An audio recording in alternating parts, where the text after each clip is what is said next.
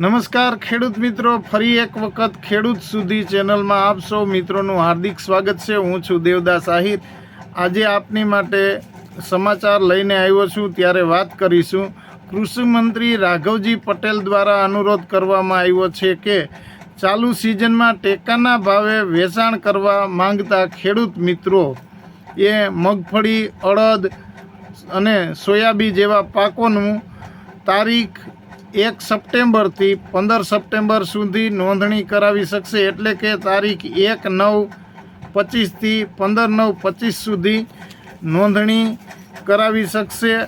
અને આ નોંધણી ખેડૂત મિત્રોએ ગ્રામ્ય કક્ષાએ ઈ-ગ્રામ કેન્દ્રો ખાતેથી ઈ-સમૃદ્ધિ પોર્ટલ પર વિનામૂલ્યે નોંધણી કરાવી શકશે।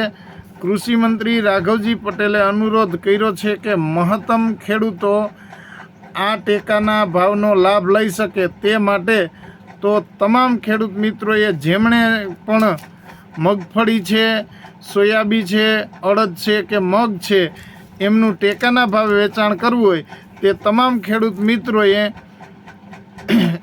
ફરી એક વખત કહી દઉં, તે તમામ ખેડૂત મિત્રોએ ઈ-ગ્રામ